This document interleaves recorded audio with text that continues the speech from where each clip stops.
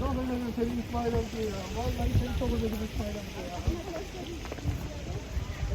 Dan juga Hagia Sophia.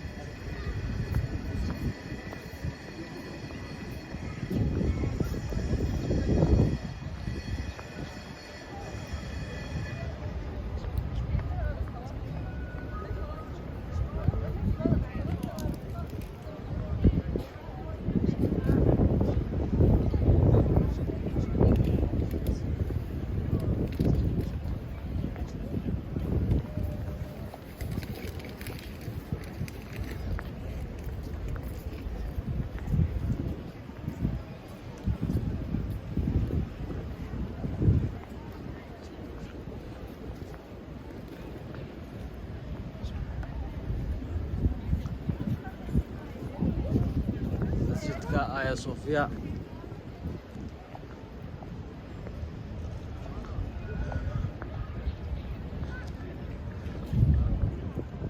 من الأدوية ما شاء الله.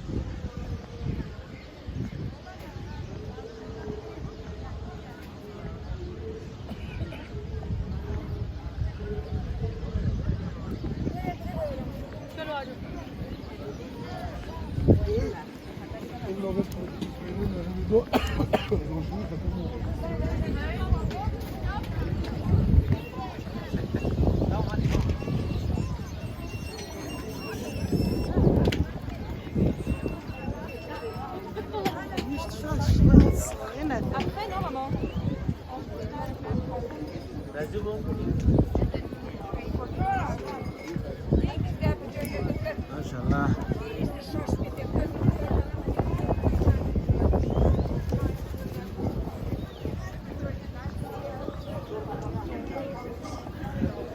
عرابس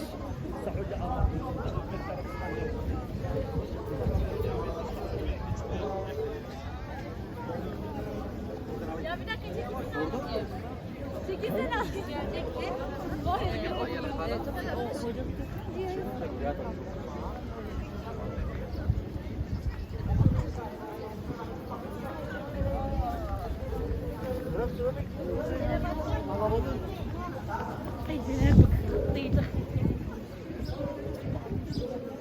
Maşallah.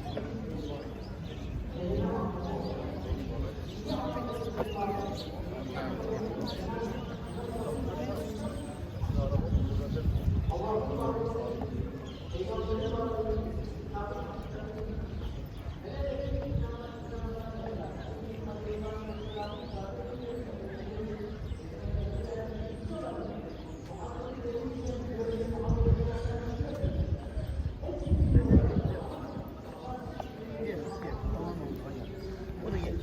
Şimdi biz arkamıza bak.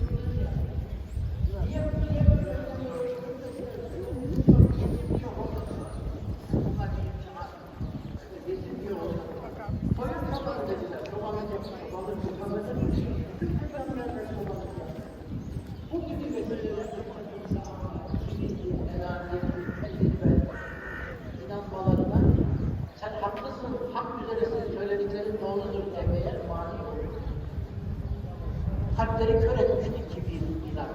Ama hor gördükleri Bilal-i Habeşi köle diye kullandıkları, böyle hayvandan daha aşağı muamele yaptıkları Bilal-i Habeşi bu hakikati gördü ve iman etti. İman ederek onlardan yüksek makamlara geldi. Bak Bilal-i Habeşi'yi alıyor.